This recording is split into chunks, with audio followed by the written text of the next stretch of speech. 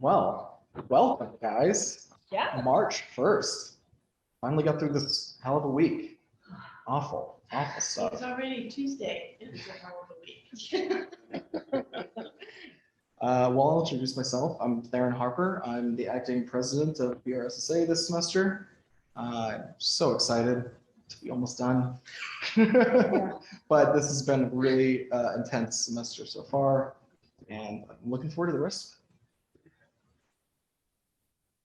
Not really on camera, but I'm No. Jackie, and I'm the VP of membership for this semester.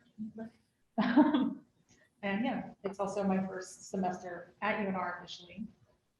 And it has been an adjustment. Working through it. You're doing well. Ladies first. Well, I am thank you. Jess. Hello, y'all. I am Deja Sanyu. I am VP of Programming for PRSSA Nevada. I am so excited to be here, and thank you so much for joining us. I guess that I'm just excited that we will be having this great program. I'm excited to hear what Dr. Lykes has to say, and Back in person. we're back in person. Yeah. How exciting is that? That's thrilling. We're half and half. We're half and half. Half you, half there. We're good. Got all bases covered. I'm Jeeb. Can't really see me in the camera either. Hi. I am the VP of Community Relations, and just like Darren, I graduate this semester, so pretty excited. So I'm also excited to see the rest of the semester play out, of course. Lynn, do you want to introduce yourself? Yeah, my name's Lynn. I'm kind of a PRSSA member. I just kind of show up to events every once in a while. I'm the president of a club called Vibrant Voices, where we aim to create more representation for students of color and other underrepresented groups. So I'm super excited for this conversation. Absolutely. Thanks for coming, Lynn. Yeah. Allison. I'm gonna need no introduction at all, but I'm Allison. I'm the RSJ PR mom. I'm the faculty advisor. I support students fully, and I adore Dr. Lykes. love is real. Love is real. So tell us, friends. You need to know. Dr. Green Light. Yeah, the introduction. I mean, we can. So today's presentation, today's program, we have a very special topic. It's something that's really hot on the market right now. We're going to talk about it. It is misrepresentation of people of color in the media. That could be in the news, that can be in film. Let your imaginations wander. I bet it's happened. So we're going to sit there and talk about how media has presented this issue, and also some ways that maybe we can brainstorm on how we can fix this issue. So I will turn it over to Dr. Lykes. Oh, thank you. I think this is a small enough, you can just start combos, but I do have stuff here and it prepared, and I wanted to start because of our conversation as we started talking about the soundbite, and I think that I owe a great debt to J School students for interviewing me over the years, many years, and teaching me the soundbite. So I'm not really planning on the soundbite right now, I'm here to talk. But as I've had interviews, people, I just got, I forgot her name. She's at Fox. She's a new black, is it Lauren? A new black reporter journalist. She's here. So she's coming to do an interview, but I talked to them all based on the things that you have taught me. And so if you want to teach me any more along the way, I'm for it. I think I needed your number. Learning and teaching is a taken gift. It might be Lauren Green. Lauren Green? She was the MC last night. Tell me if that's correct. No. No? Okay, I might be wrong. Is it Liana? Unless it's not. Who? All of this to say, Liana? this is practical. The things that we talk about that I learned from you, you really do help me out. That's her name. Is it Brianna? Yeah. Liana, I think. she's Liana, from- yeah, Liana. Yeah, from Yeah. KRSB. Teamwork does it. Liana has been hitting, we're doing an interview soon. All this, like, the things that I talk to the news all the time. Sometimes I shouldn't, sometimes I shouldn't. And journalists like that. That's a whole other class. Yeah, but they like that they can come to me and get whatever they can get out of me. And so I think that this building program, college, professors who teach students that they can teach me. So that's where we'll start. The topic is really specific. And I think in order to do the topic justice, I gotta go, we'll play this clip and then I gotta go more general, and then we'll try to go back into the topics specific. Great. So can we play that clip, Madison? And there's one more young man who came to my office. Is he here? I think he's like the vice president of your organization.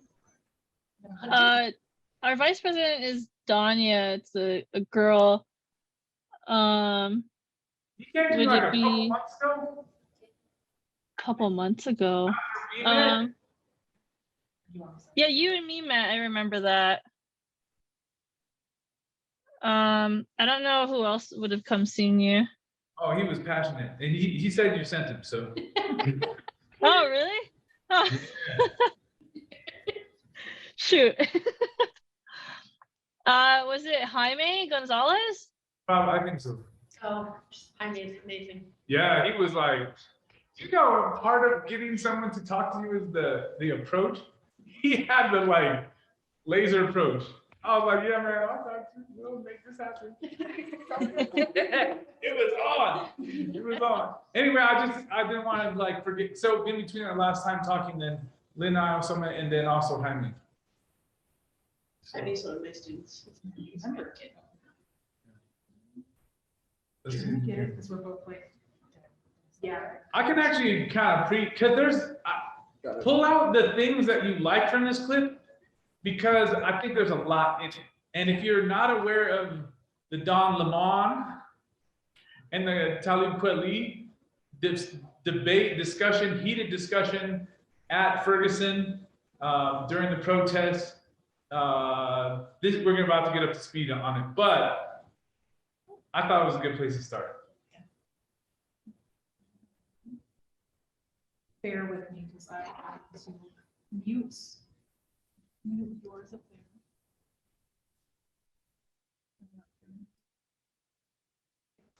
Yeah.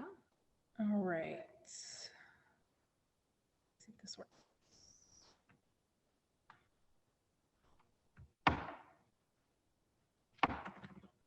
Oh, I see. I should have my volume on. Sorry, everyone. Here in Ferguson, pictures have really told the story. The protests that we have seen on the streets, the law enforcement reaction, all driving this story, both in the national media and the discussion that we are seeing online. Activists here in Ferguson are using Twitter to get their message out, including some major hip-hop artists, like my next guest, Talib Kweli, who is a rapper, activist. Can we call you, I guess we call him a raptivist.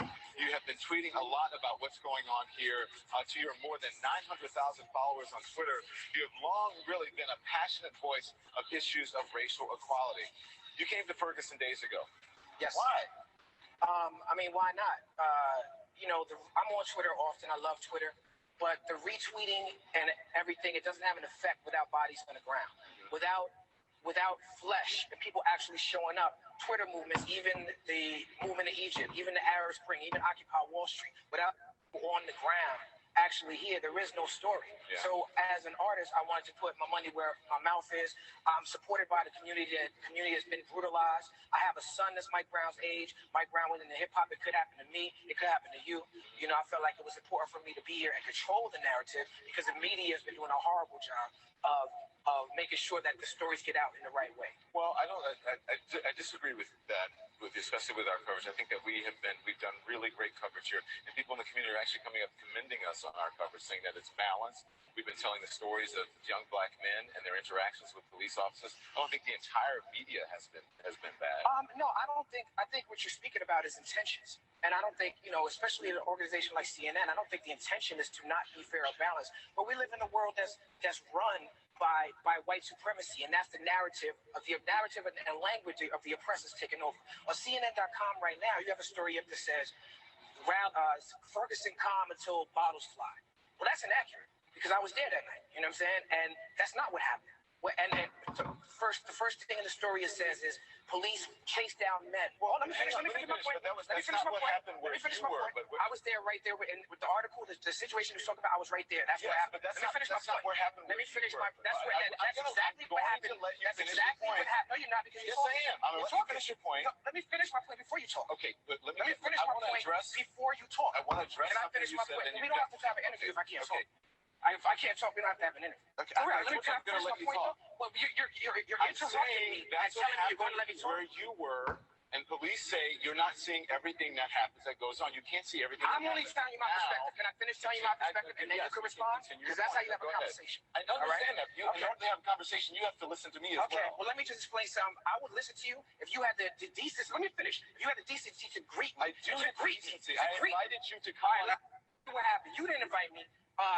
Nicole invited me. First of all, you came up. You didn't even say nothing to me. You on your phone the whole time. You asked how to pronounce my name, and then you have no respect for who I am. So let me finish saying what I have to say, or else I'm gonna leave. Okay. Either I can finish it when I'm out. You asked me. I was asking from my perspective. All right, from what I saw, with my own eyes. That's what I'm saying to you. Okay, and I was there on the ground. All right, that's not what happened. The CNN reports on your website says it chased men down. It chased men, women, and children down. The CNN report, the headline says, calm until bottles fly. They don't mention the bottles in the article. In the article, you read 5 pages, there's no mention of the bottles flying. I saw the bottles fly.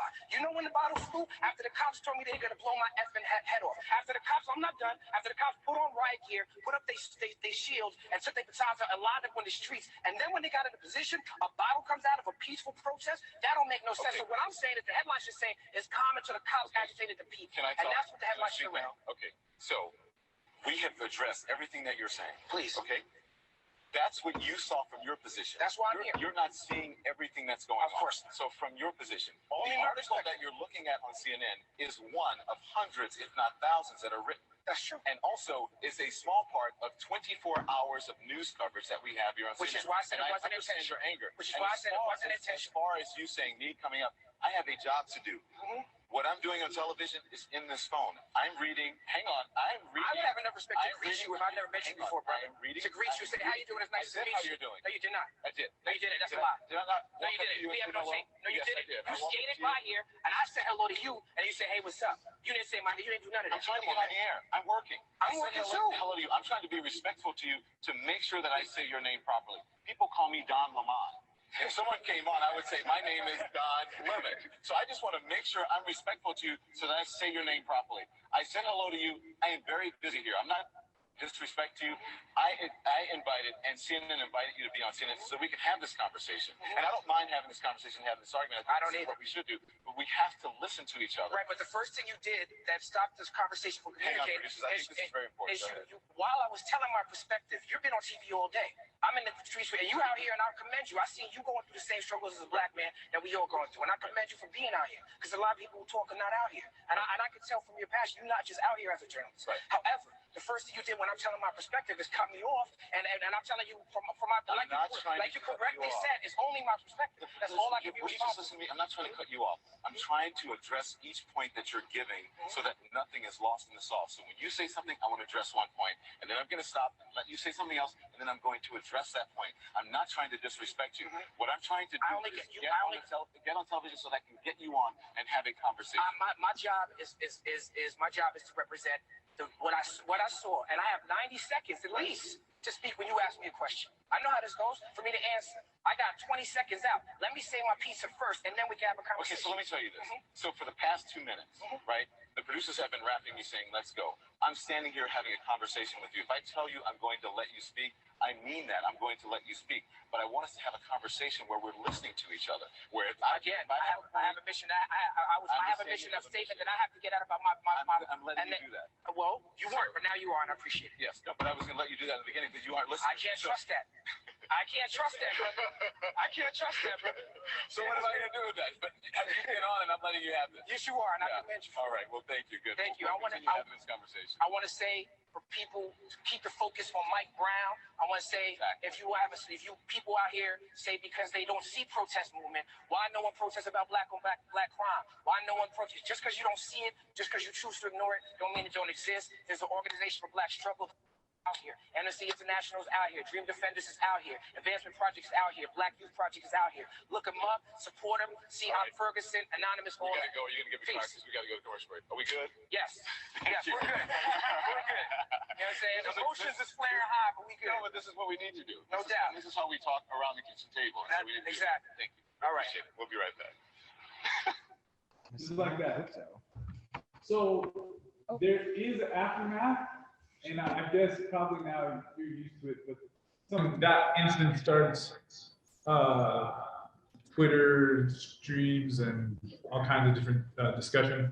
Talib Kweli went on, he has his own show, The People's Party, and he went in and did a couple episodes before he invited Don Lemon back on, and then they actually get to some really solid ground in discussing what happened that day. And so there's more to it. But I really, when your question comes, this is one of the things that hits, like, especially because there's gears to what you're trying to capture in communities of color at certain times. And right now, protest is there. Maybe not right now, but at least it could be there. And so when you're trying to recreate representation, when you're trying to fix a lot of different things that are happening, you have to context, time, place, and manner is important. And especially here, you have two black journalists, and maybe Talib Kweli isn't a journalist, but he's picking up the mic, right? Going at it about what's being put out there so that it comes through clear and not a skewed version, even though the source is credible for most intense, right? I gotta read this one, and this is the jump maybe to the end. I don't know if we get there, but this is a book that Talib Kweli wrote. Hip hop artists do some stuff these days, and right, they do a lot of different things. They're not limited to one skill. Yo, hip hop will pick up a million different things, a lot of different things. So what he says here is conventional wisdom about rappers is that we are rebels with a cause who constantly see red and express ourselves in coded rhymes that the establishment will never understand. The truth is that most rappers are super nerds. While we live at the top of the nerd food chain, we are without a doubt nerds who are good with words. We turn poetry into personality and nervous energy into swagger. Our need to be liked by everyone is why we use rhymes to try to explain what you are going through and ultimately bring you closer to us. Hip hop is the soundtrack for the nerd world domination. And this is the thing. This is the thing. So, in interviews with a lot of different artists and people in the industry, they say that most rappers, Ice Cube, they're the journalists. They're reporting what they see. And so before, somewhere in between here and here, what my last claim is that hip hop is more likely journalism, right? In a sense. And so that's a stretch, probably a lot of things going along around the way, but because sometimes they try to act like they did it, but they are the people who captured it. So in between there and here, I kind of want to go back to this video first. What did we see in it? And anything that you got out of that? I feel like it was a perspective that was initially kind of not really heard in the beginning. It was kind of masked by media, and that was his point. He was like, you're not listening to me. Hear what I'm saying first before you start sitting there talking on top of my topic. I feel like, and that's a lot to do with people of color in any community. It's feeling underrepresented and not feeling like your voice is being heard, especially when you're right in front of the camera and the media is able to distort that truth in some factor or something. Yeah, like having that conversation live on air too, like at the end is like, well, I couldn't trust that you were gonna give me my space and give me my time. Like, I have not seen that. Why would I trust that from you? You didn't even said even you agreed. Like, why would I trust that? That's that scenario specifically. 2016, 2017, the Ferguson situation. All the years have blended together. Yeah. Sure. I mean, that's right. It's a suburb of St. Louis.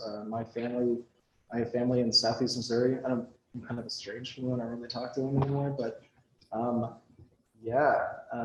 it's that situation was not well explained, at least for the first so forth. And I'm positive my family down there still never even tried to understand. I mean, there's so many things to get in the way of a clear, and he responded with intent, right? Like the intent was there, but you didn't get what I saw.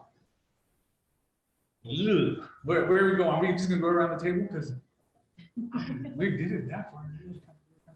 I can't come back. We can come back. I want If to. anybody else wants to share, we can go for it. I'll come back if we need to. Well, I thought it was interesting. I kept thinking that if the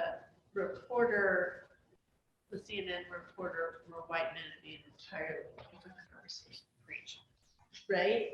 And that they could come together towards the end, but, and I don't know the term for it, but this is because pandemic brain, I have words. But where you live in two lands and you speak in two languages, so that the Black reporter is living. It's black on black. He's a Black reporter and he's doing his job and he can get where the rapper is, but code switching, thank you. Oh God, the words, they just don't come anymore. Where he was doing a lot of code switching. And yet the other person still didn't feel hurt. And so if a Black man can't do that in that situation, as a non-person of color, as a white woman, I don't know that I would have done anything differently. To be honest. I don't know if I want to go there, What's your break- but what's your breakdown? Bring it up. Let's start all. Let's keep going. I want to hear it. It's there. It's there. It's there. A white woman in this position might be different. It's on the table, but not yet. Yeah, it's fine. Hey! How's everybody? Good. Okay. Glad you're here, sir. And I already know some of your ideas on where we're at. So Dahlia, have you seen the clip before? You just came in right after. I this came one? in right after. So it was the CNN clip. I Okay. can't pronounce his name. Talib Kweli. Talib Kweli, and then John Lemon, the CNN reporters. That's a joke. He says Everybody's. people call it wrong. Donald Trump. He's- And that was a whole back and then going through later. We had really shitty sound, so. But I said, that was a joke. That was a That's a joke. joke. That's okay, went over my head. But anyway, they go at it for 2 minutes in clear signs of miscommunications or not listening situations. So I don't know if you've seen that prior to this. It's worth repeating where we don't have echoey sounds And to watch people's part, because they talk about what happened, and then you get, oh, that's why that happened. But it doesn't happen till months later. I'll definitely make a little blog post and include this video. So you know, watch it. No, that would be awesome. Right? Yeah. Because I will watch it again. Yeah. So that's where we're at, Susan. We just watched that clip. Had you seen it before, sir? I have not seen it. It's the first time I'd seen it too, or I don't remember it from the first time it aired. And let me back up. There's like a. I don't know enough about the context to know. I was like. Right. That's not the real issue. That's all, in case you said. Not trying to- No. Your takeaway. Yeah, I'm Don't excited. replay it, but I can because I think I'm still there. It's the reason why I started. Okay. It's the reason why okay. I think in the next, and especially I want us to kind of get what we get out of it, because there's so much, there's a lot. And you don't want to get all of it, but you want to pick up a couple things out of it, right? So during Ferguson, Mike Brown protests, then CNN is doing coverage. And this is the heat of the battle. This isn't like after, this is like police, tear gas, all kinds of conflict. And so Talib Kweli goes down there and he says, you know what? I feel like you're not doing this right. So I came to check on myself and do my own reporting of what's happening at this scene, because even though Don Lemon is most definitely he's not just a Black reporter, he's like a renowned reporter, right? Yes. He's like, he's up there, and so Yes. even though he could represent it, Talib Kweli challenged him and said, you're not representing this. Yes. And then it goes on to, they just get into like, it's just beef. And it's actually, if you're watching it, you're like, He almost walks away. It's the worst case scenario for an interview. it's like a Kanye interview. Now, Yeah. my question would be, is that because big media corporations, like big conglomerates, is that because they're predominantly owned by white individuals? Is that where an influence, an impact of maybe that scenario there, where he is not able to project that far, to have that understanding on television with the rapper? Is there some kind of disconnect in that way? I think you should answer your own question, because you asked it so well that I think you haven't answered your question. But before I don't or miss the answer to your question, I mean, first of all, you could take Bob Johnson, you could take BET, and if you watch Aaron Magruder and you watch the Boondocks, you have clear someone saying you got Black television, but you're not representing us. And I think it's what you said initially. You actually answered it this way. You said because you want to be heard. Mhm. And where I was going before I go too far is that I do community radio. And so I was watching when we had our protest this summer, and I was watching the news, and I decided not to go protest. I was like, I'm an activist. Full disclosure, I think I said it over and over again. I go to protests all the time, but that one hit differently for me.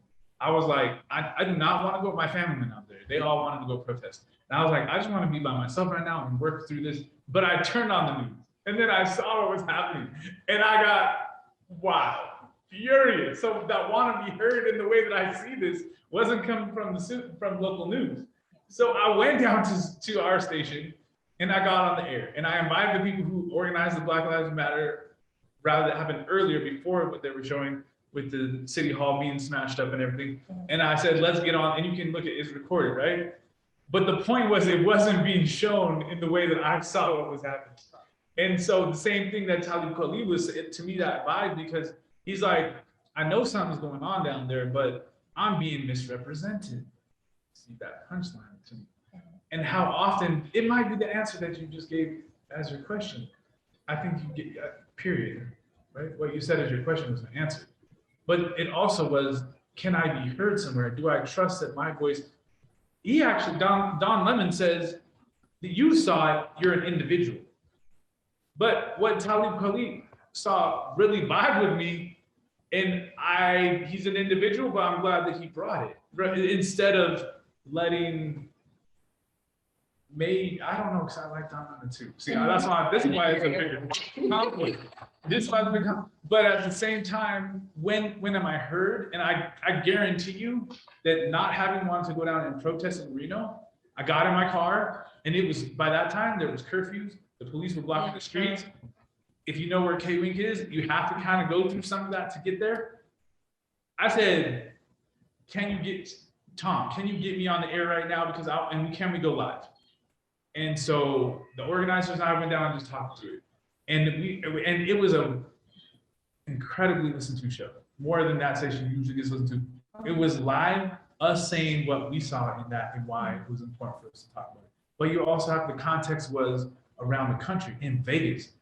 This was something happening for people that we were protesting and that was going incredibly wrong.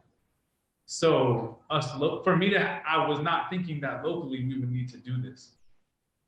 And then I'm gonna back out one more and we could go there, but just a minute.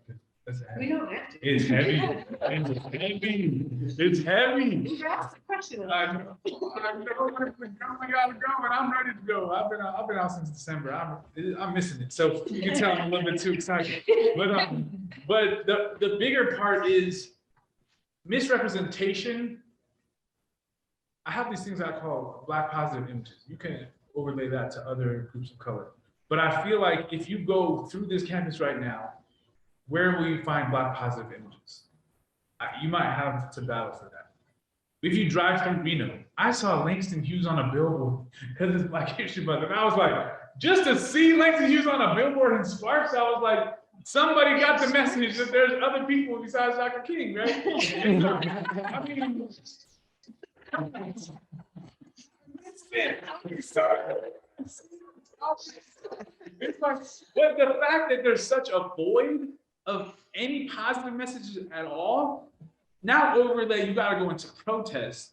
How are you gonna fill in the gaps? And maybe you can think of this in terms of kids, like teaching young people about race and racial tension. Like, how do you even start? And if you take what they see on TV and media, if you take that little blurb, if you take Langston Hughes as a 1-2 billboards, you know, it's like there's so many different gears you have to hit to answer your question about misrepresentation, because in general, we're so misrepresented.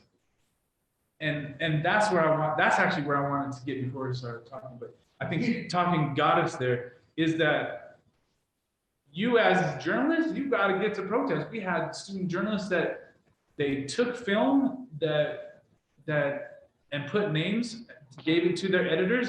The editors would not take out the names. So they didn't realize how important that was to not tell people's names at the time as it kept escalating. And so they're calling me like, what should I do? And I'm like, I mean, this is your field. This is your ethics. And I don't know it. And now, but it does make sense. Like there could be repercussions for the people that put their names out there and are out there protesting. So from the absolute void of Black positive images to protest, you got to figure out time, place, and manner, and where you're going and how it applies. I know you raised your hand a long time, but I started talking and I was like, No, I'm listening. That's what I'm here to do. I just wanted to go on the record to say, I know exactly what you're talking about. With Don Lemon. Okay. And it went to other stuff. And there was a second incident with another CNN report, Sarah Seidler. She's out giving her CNN update in the middle of the chaos. And things were their craziness. And a guy walked up to her, just a guy on the street, and basically gave a media critique of what all of us do. And it was profane, but he didn't care. But he made excellent points about the problem. He was asking her, why aren't you telling the real story? She was reporting on the outbreak and the conflagration and the fires and all the things that were happening over here. And he was saying, what about all this going on over here? All these people peacefully protesting. Now, Sarah Seidler would have an argument. I'm here to cover the news. Part of the way you define news is when there's an outbreak of fire, that's going to be like a peaceful scene. But I took his point to be much broader, not just about one night or one evening where journalists made appropriate choices. And the thing I didn't like is that he was menacing about what he did. He was physically in her space. And so I had no appreciation for that at all. And she kept sort of moving back, kept moving back. But he raised excellent points about the mindset of journalists when they showed that scene. what I get from that is the scene, which I think I'm actually trying to go there. Yes. Like you didn't just walk into a playground and just start taking the camera. Yes. You went into some real tense moment. Yes. And this isn't about, to me, at least the breadth of what you have to have the skill to do Yes. is to address the void of Black positive images and Yes. images of people of color. And then when it gets tense, because of the void, our reality and everywhere in between. And so that's why I like this though, because they're two really good people battling and maybe the playground, like the fire and the peaceful, like there's a lot in both that you might need to know to get to the full story. I'm gonna raise one other quick point. I'm gonna go back into full-time listening. That's what I'm here to do. The point on leaving names in or out is a worthy debate. There is a legitimate point of view that says, if you're out on a public street, whatever your persuasion or your agenda, and you do things that are news worthy, you don't get to extract your name from the cut line from the story. Because here's the issue, and I don't want to redirect things because I want to listen. If you do it for these Black folk, for whom I'm going to be very sympathetic with, you actually have to do it for the proud ones too. Because they're no less at risk at times if their names are faces. I am not trying to make them equal at all, by the way, because it's not even close. But from a journalistic point of view, if you start saying I'm going to cherry pick and these names get to not be published because there's potential risk, that really sort of resonates across a wide range of other people as well. And some people would say that's malpractice as journalists. I like it. And by the way, if you silent, then we're in trouble. We have a lot of good conversation. But I like it because of this. What sparked in me was, I'm not trying to play the victim, but in my, if you are either of these two Black male journalists, people already put stuff on you before you spoke. And what it brings to me is, like, I'm a radical in this town. People will perceive me as a radical for, I don't know, like I've been in the streets, I've marched, I've done that. But certain things that I've said, I didn't even really have to speak before they already put me. So misrepresentation comes in a lot of forms. It's not even just what the person capturing it does, hip hop. It's the person's, the source, and to me, I get misquoted tons. Matter of fact, I actually enjoy seeing what's gonna be said about me and how they're gonna get it. Does everyone else get misquoted? Yes, they get misquoted, but I get misquoted in a different way. Like, it is so strange. It is so strange. I just did a talk for Black History Month with Bayo Curry Winchell, who's a Black doctor in town, super intelligent woman, came through UNR and the med school. She's getting all kinds of press coverage. And so we sat down and talked, right? And I tell you, the way I have to be careful, like, believe me, I put down this, I'm now old. Like, am I a protester? I could protest, but I don't know. Like, when I was a kid, I wanted to protest. Like, I protested. Immigration reform, I'm on it. Like, this, everything needs to change. My voice is vocal, I'm out there. And now I'm just trying, it doesn't work. Like, if it worked, I would still try it. But I'm looking for the thing that works, that brings us equity. I really want to come back to this theme with everything that has been said and more of a discussion in the group, because there's one more thing I want to say and then get to the exact question that you asked, because the exact question you asked is pretty specific.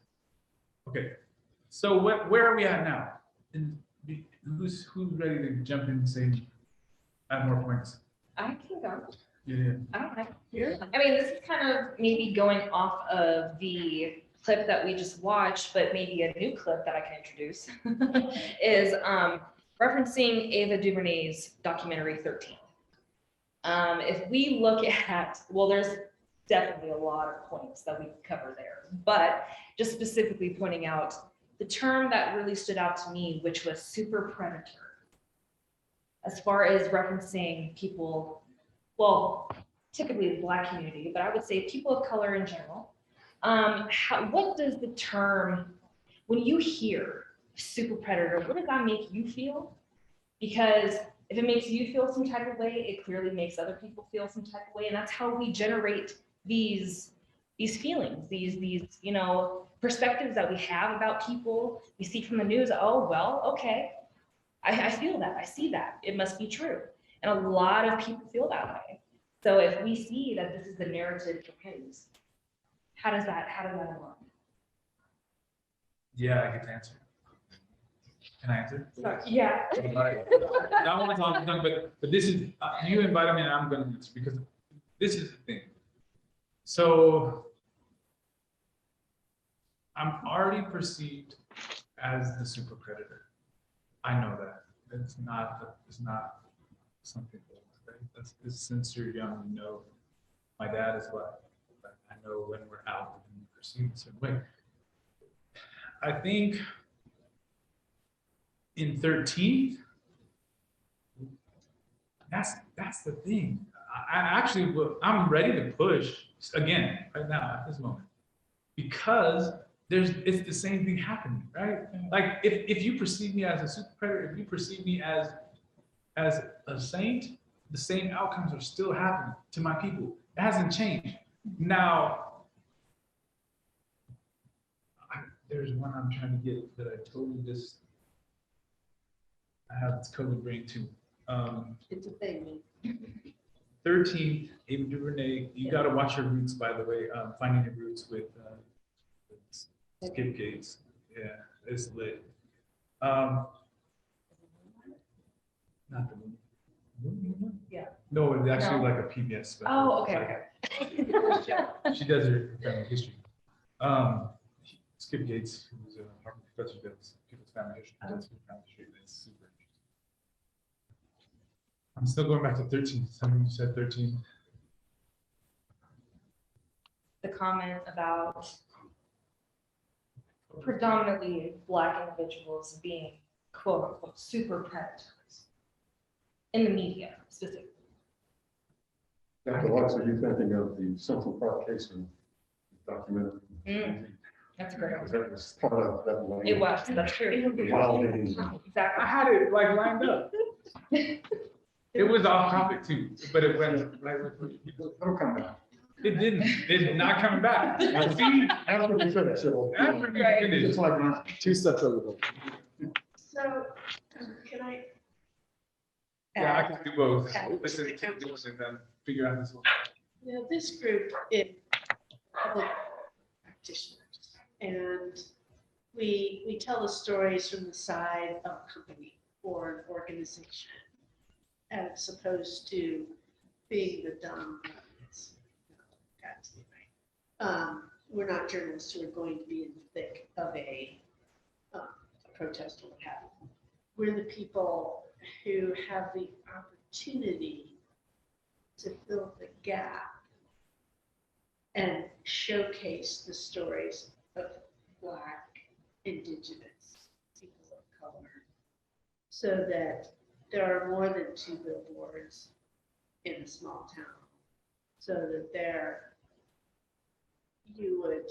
I was thinking of Tina Knowles' conversation in a recent magazine. I read a lot of stuff and I don't know where it came from. She was talking about sitting on a plane, talking to a white woman who was talking to Tina about, Jay-Z, her son-in-law. And to this woman who was a gangster rapper. And to Tina Knowles, he's a fucking CEO. But I think that's to your point, is that there's that gap of understanding, and the media we put out there, whether it's especially movies or video games, or where the persona of communities of color are limited to predator, gangster, or pick some other criminalized behavior without seeing the CEOs, the dads, the doctors. Even though Bill Cosby, as we know, as a person, isn't the best example, it's why the Huxtables was so amazing. Is they were just Black folk being Black folk, just living a life. And I think we have an onus to those of us who are privileged to find other ways to tell the story. And we can't really wait for the whole Black community to tell every story. We can't. But we need to do more of these kinds of things so that we know what those stories are. Totally.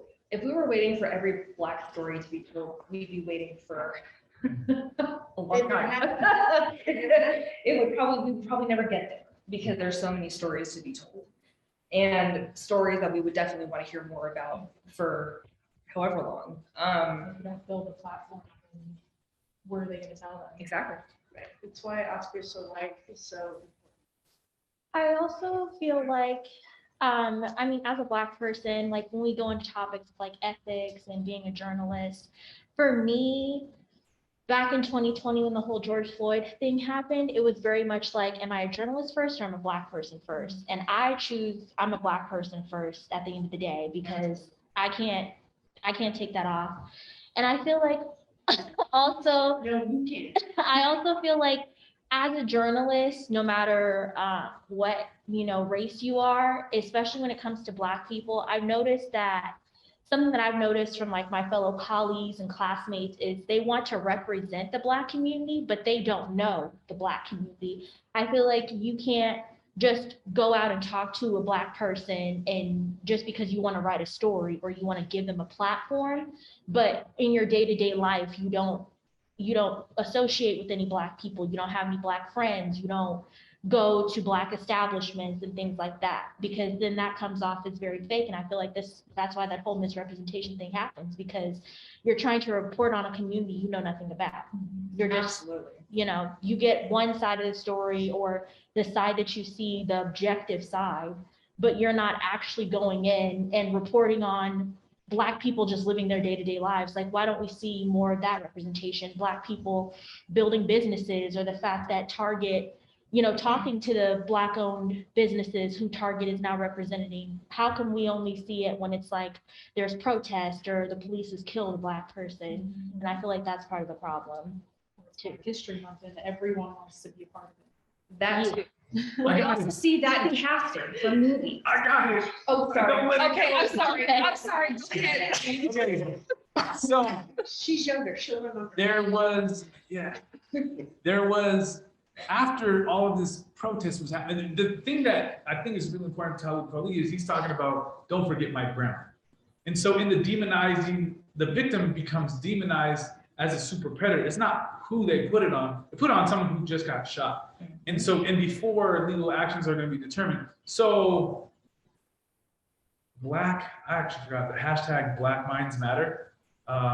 They did this, it's about education mostly, but what they would do in every, because it's talking about, instead of the school to prison pipeline, it focused more on education. Okay. And not so much on the prison. And what they did is bring a family member of someone who had been killed to every session of Black Minds Matter. And all of a sudden you start to see that even the way their parents say their names, you know what I mean? They're not Mike Brown, they're Mike, or whatever they called him, and every single person they were humanized. And so in response to that super Negro, whatever is the other side, right? Is the other side of who is this person as a person. And I promise you, having sat at a table where you lose someone from your family who went to jail, or lose someone from your family who, that hasn't happened to me, but who was killed.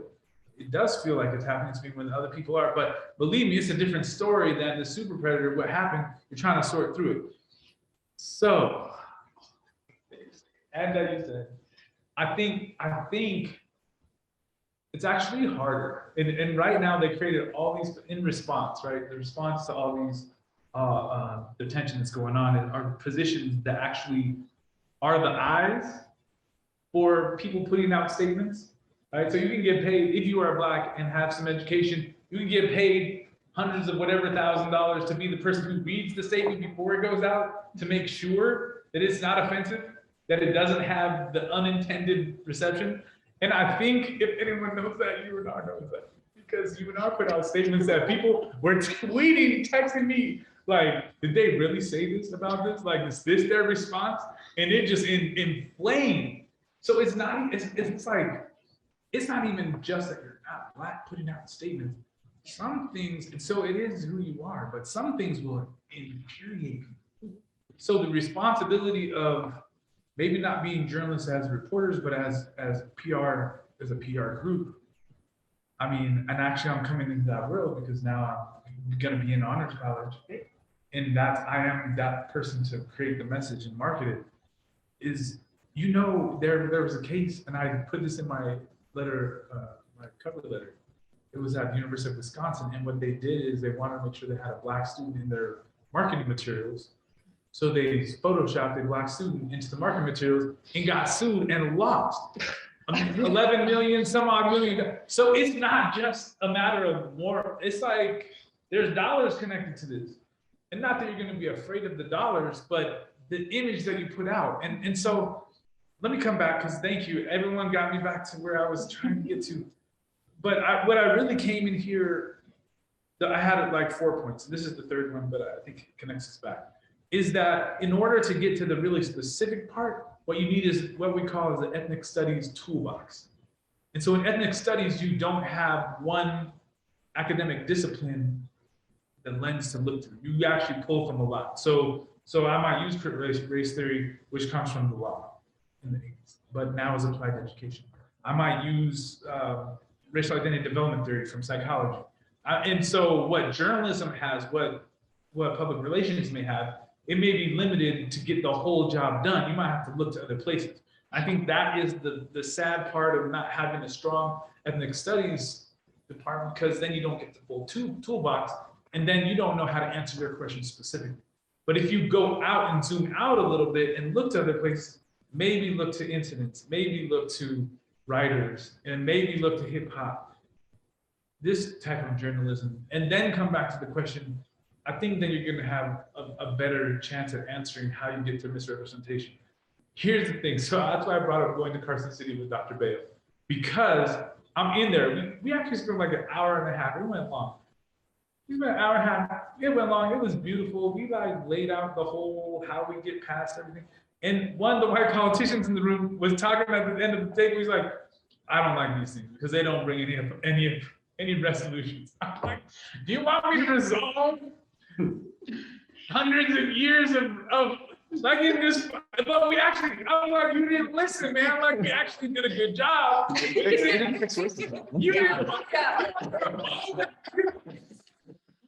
got there. And I think what are we supposed to do? But if you broaden out, why is there misrepresentation? Why is there a lack of representation? And in a place like this university, I love this place, by the way. I honestly love this place. I wonder sometimes how I can walk into certain spaces and it looks like it does. How could there be a lack of it? It has to be intentional. And I'd say home, because that's where we're at. If journalism students, if PR students here want to do something, and they have, obviously, and maybe I'm putting it on students too much, but why does it look different? You know, like, this is our campus, and how can it look like it looks? So that when I sat in my previous role and students from Vegas came here, came from a lot of places, but specifically Black students from Vegas saying, this is hell for what I see. How can it be that way? If you look at what Ava DuVernay is doing, she is telling you there's systematic things in place. How do we get past them? I'm just saying, like, to get to your question, I got a lot of tools, but this campus doesn't look like this. Yeah, right. Can you bring me back? You say, can we do it? White women? It's heavy. It's heavy. If we go there, it's heavy. God, we feel hard to talk about CRT. Well, I wanted to bring up a point I saw over the weekend on Twitter. And I wanted to bring up too in that clip where I was talking about, you know, Twitter's great, but it's not the on the ground work. And Twitter is great. I think it gets a bad rap, especially from journalism professionals. It's not just the social media, it's really what's going on in real time for people who can't be there. but to what Dolly was saying, like, are you a Black woman first, or are you a journalist? And this weekend has been really interesting to watch. Speaking about Ukraine, we war in Ukraine now, and seeing how pretty much everyone, everywhere in the world is pro-Ukraine, stand with Ukraine, but that is not an acceptable stance for other wars in other places that are not white countries, as white journalists were trying to say Ukraine is just a white country this weekend. But I saw someone I was following was saying, something I've been reflecting on this week as a journalist, when is it ever allowed to publicly support a cause, country, resistance, group, army, and remain credible and unbiased reporter? And I know that's my privilege too, of like, I want to trust journalists who show their humanity and show their empathy. But yeah, there's this line of, how are you an unbiased journalist and also a human?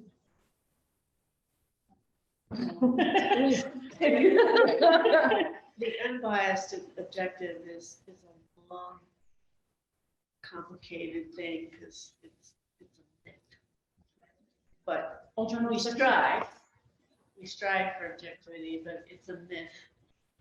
And it too is systemic, right? We have these systemic issues of allowing voices, any voice. But the Black community is certainly the most oppressed. There's a lot of work to do. That was actually a really interesting quote. What were we talking about? Last year when Israel was bombing Palestine, people couldn't take an unbiased opinion towards that. They were still terrified to bring that up at all.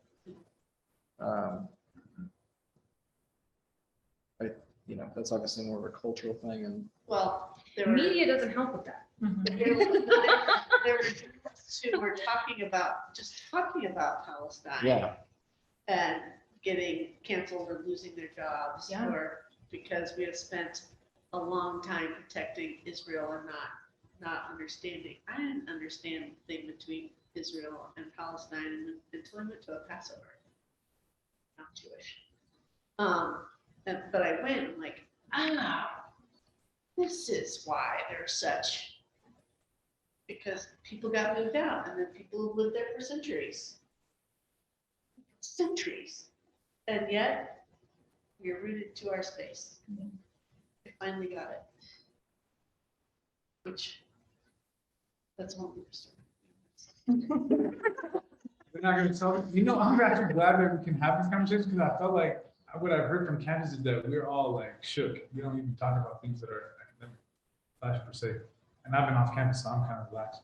But I'm sorry, I'm relaxed on my little me. But that's what I'm hoping we don't lose in everything that's around us, that we can actually have the conversation. Can we answer your question as I think it's something the like, question? I think it's more of, to me, it's something I want to sit with as a person. Where like I'm very much an activist too, but I'm studying journalism, and like, what do you, just having all of your parts of yourself. Dean Baquet, I think I'm going to say this as a claim. I think Dean Baquet was the best speaker I've seen on this campus. Maybe top 2 in the whole time I've been here. Isabel Langley was actually up there. She was probably. But Dean Baquet was like laying this question out. And he was like, no one knows my politics. No one will know my politics. And is this a political question or an ethical question? Is it a moral question? But I actually would like to answer, because in my heart of hearts, the reason I dedicate my life to education in some way, shape, or form is because it is violence that there aren't people represented in our education. So it may not be guns, and it may not be, and I actually have this in my house. My daughter, My daughter is 8 years old and blonde, and goes through the questions, who am I, right? And how am I even supposed to bring up and give her things when there's so much coming from school that she can't even answer that question for herself? That's violence in my house, in my life right now. And of course, there's a lot more violence going on. But if you're Black in our K-12 system, it's a war. So I definitely have to choose a side. Because my absence there and my inaction there leaves kids trying to figure out, and they end up in jail quick or in the system quick. So it looks different. And it may not look like bonds over Baghdad, but it is so real to me. I don't have the answer, but I gotta stand up when I can. Yeah. Well, I think too, like, can't really probably keep going all night with like critical race theory and everything, but. Well, we could. But like, How to eat. yeah. You should get done. Yeah, like it's very strange to watch. Like I don't know, I grew up in California in pretty liberal places that taught a lot of things that other schools in other states don't teach. And it's very odd to see that there's this struggle. Like it was a awakening for me when I came of age and realized all this. And yeah, like it's not, like you said, like it's not like your daughter isn't figuring this out right now, and she doesn't get the opportunity to not talk about it. You know, I got the opportunity to not actually have to talk about race growing up, but that doesn't mean I shouldn't. Like just because I have the privilege not to. For me, just like as Dahlia said, like I'm a Black woman first. Even though I am a mixed child, I am Black first. And I feel like it would be foolish of me to say, and this is just my personal opinion, that it wouldn't start with humanity first. I feel like it should start with humanity first because we make up the rest. So if we can start from the foundation, that's what's promising. Let's start there. Let's build the education. Let's build those grounds where we can rise up and have that. But it does start from us. It does. That's my opinion. That's my personal. Dr. Lykes, do you have any generational distinctions that would make the future look better than the past? In other words, as you think about young people, moving folk at this table, and your daughter, do you think we're headed to a better place?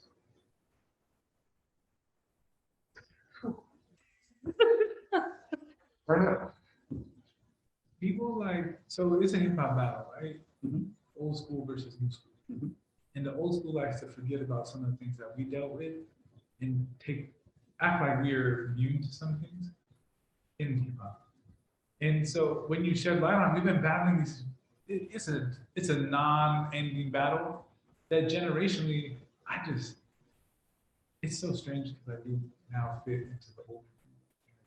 Like before, like 2 years ago, you wouldn't have like, I was young, right? But something happened between now and 10 years ago, or so. And so there's certain things about the new that I just can't understand at all. Like, but when I really listen, it's the same shit. It's the same shit, different day. And to be honest, I do have a lot of honesty. To be honest. Otherwise, as a matter of fact, I have more hope in youth as the future.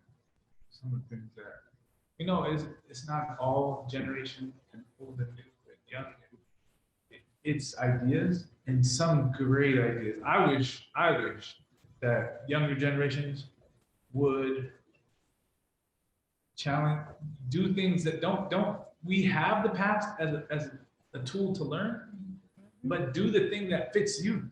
Because if you marching, did you say you're not an activist, right? So maybe your change isn't going out in marching. I promise you, it felt good for a little bit when I marched, but it didn't change. Like there's still a lot of things that need to change. So if you find new ways, and I was just talking to a student about YICAP, and I'm not even saying YICAP is the answer, but like if you find the ways to make the change so that my daughter doesn't have to go to violence, believe me, I'm waiting for that. Yeah. I don't care if it's young, old, like do something that's your generation. Get on Discord and make something happen. I don't know whatever it is. Like your version of my march, let it be. And it doesn't have to be a march. Start a campaign.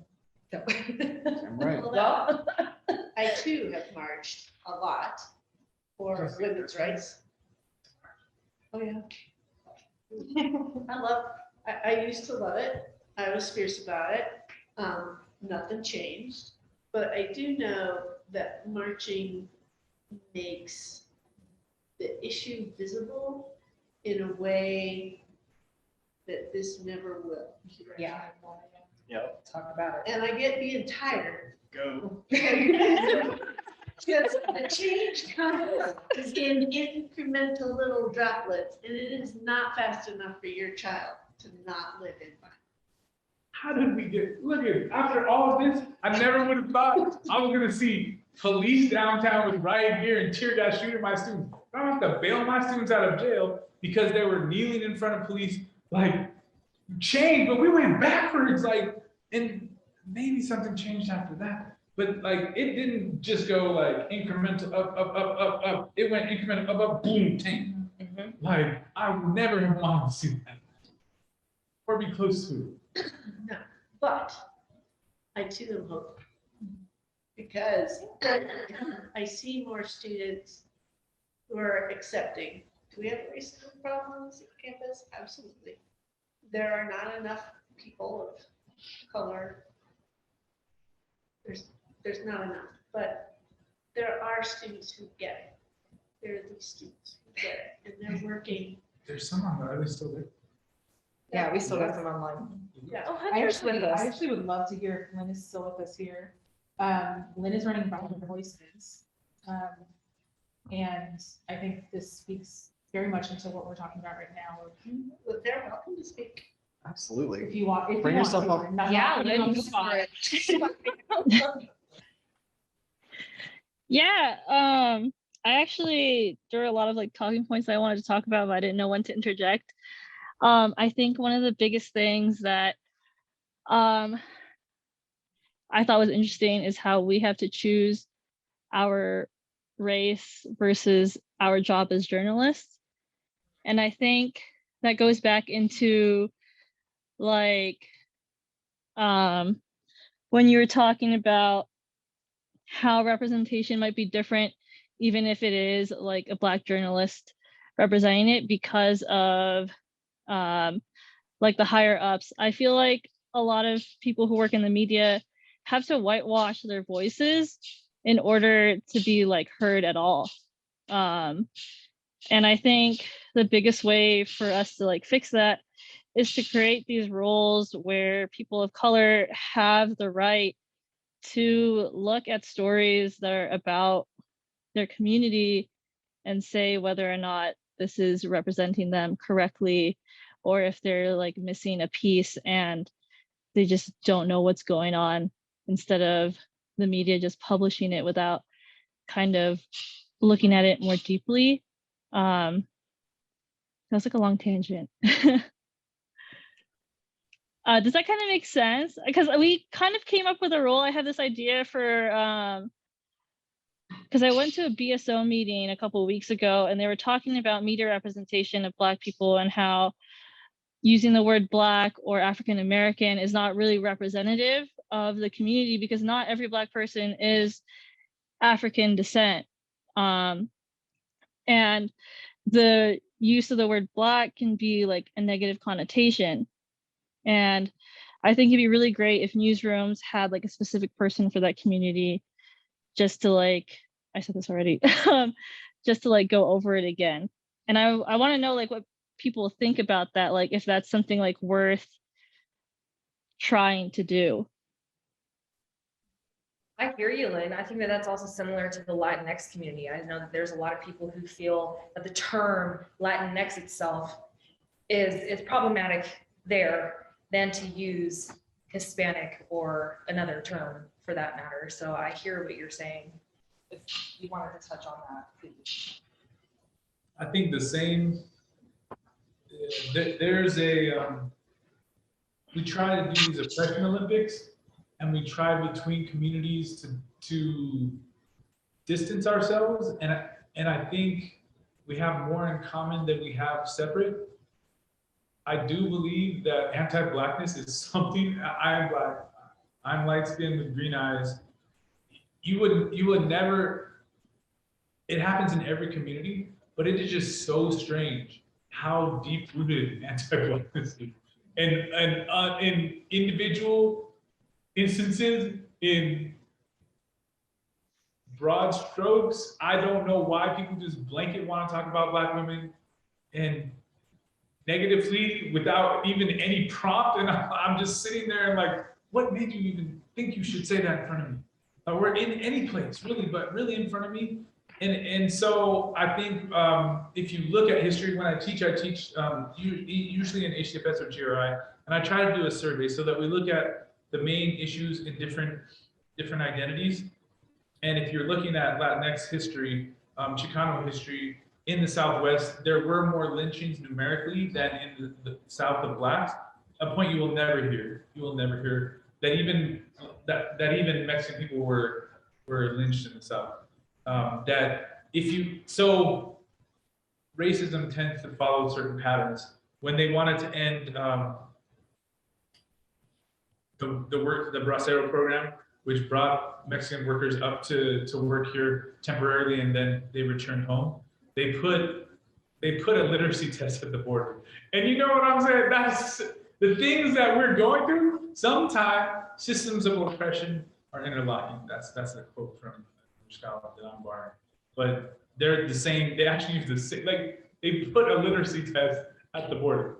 It's not even like they didn't even dream of another way to make this. They use the same thing. Just use the old one, it's worked. At the same time. They did it at the same time. Was that the movement that Dolores worked on? Dolores, she was a UFW, and she actually, there were braceros, and they brought what they call scabs. But that's not a very friendly term. When they were on strike, they brought workers up. Okay, that's where But UFW and bracero program, it's kind of like overlap. The bracero program, they ended it earlier than, but because the bracero program had such a long history, then you can imagine if people were coming up, living for a period of time, sometimes not able to go home, having roots in family.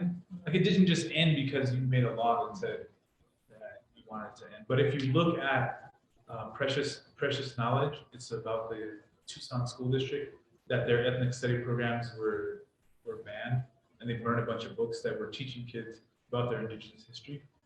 And ethnic studies, the battle for it, like the simplest thing to bring representation can cause a huge battle in the fact that you're just trying to give people knowledge. And people don't like that sometimes. They don't like it a lot. Back to Lynn's question, I think the Reynolds School itself, as faculty, we've talked about in our faculty meetings about a commitment to get the I part of DEI, not just check the diversity boxes. And I'm privileged to look at faculty's self-evaluations, and there is a commitment to understand the language. And in my classes, I bring up the Latino, Latina, Latinx, Hispanic, and how it's not a homogenous group, or the Black, African American, and in PR, we have to be sensitive to both, because sometimes I've lived long enough where both of them have been the dominant phrases based on the community's needs at the time. And it's absolutely the community's right to call themselves what they want to be called, and we just have to be aware of it and sensitive that it has shifted and shift with it. So And we'll keep shifting. It will and keep shifting. The AP style book gets updated all of the time. Yeah. It is updated. That's an excellent point, just briefly. I think the whole language system, the whole language embrace is insufficient. I'm talking about even language that I use, Yes, like people of color. yes. Huh? And I use it, I'm not trying to be hypocritical. Right. No. The Black, the African, Hispanic, all of it's going to have to be rewritten. Even fundamental things like, let's talk about minorities. What the hell is that?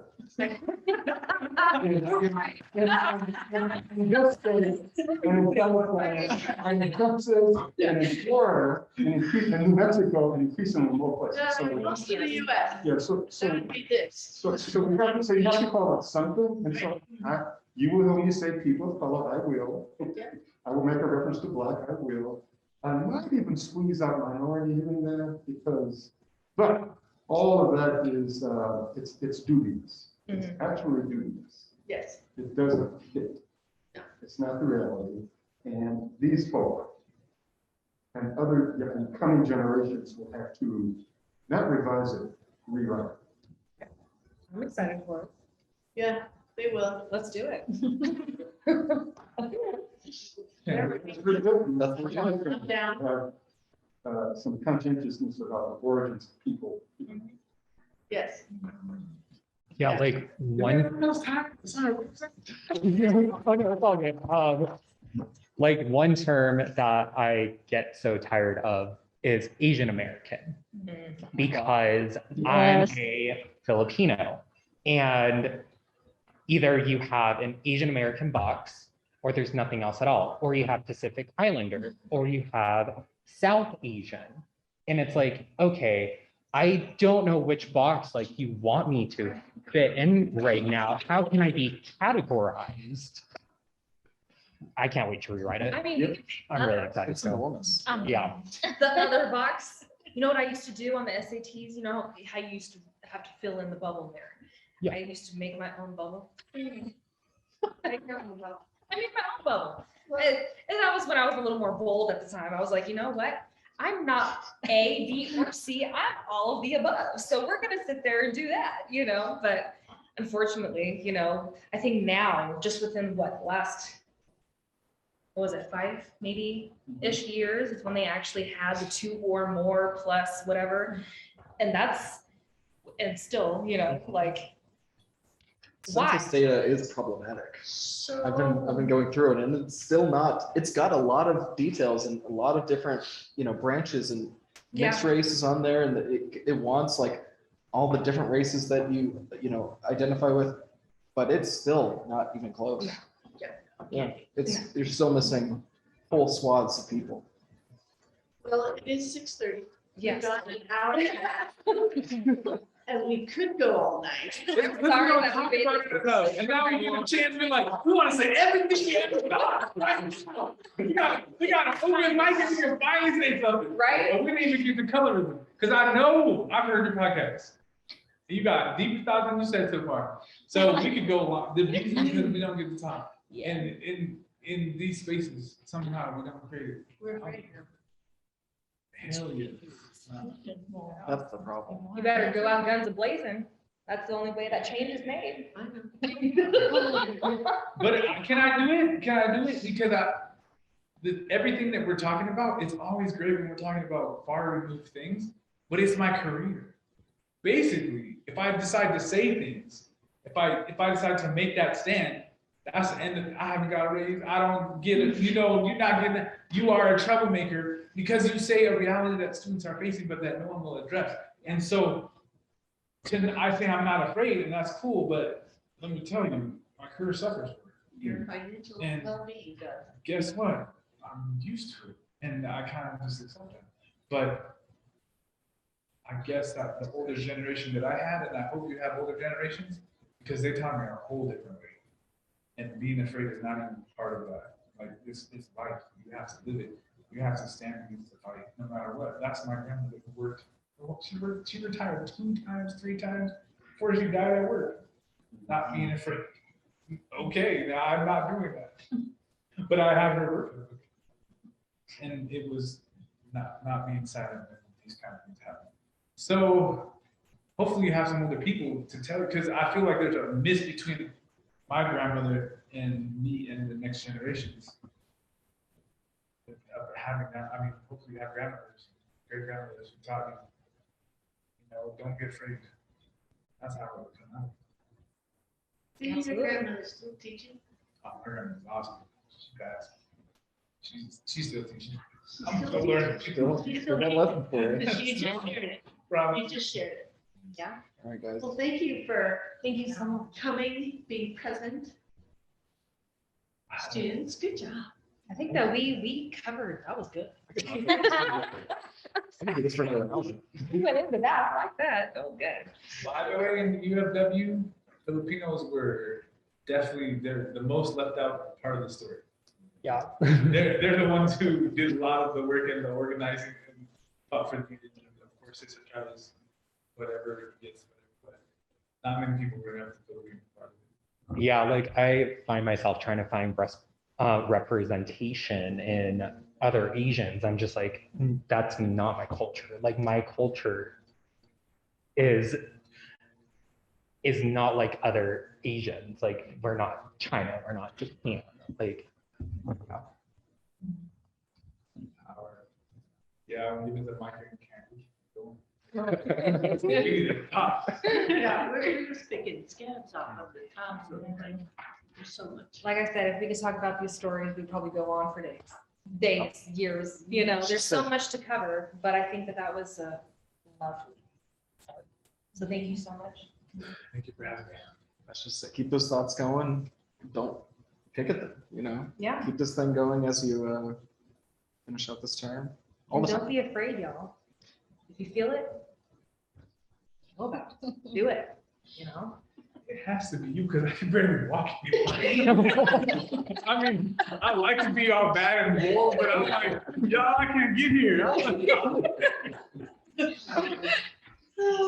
what a great place to be. I love this room too. Good room. That's good energy. Let's leave on Deja's note.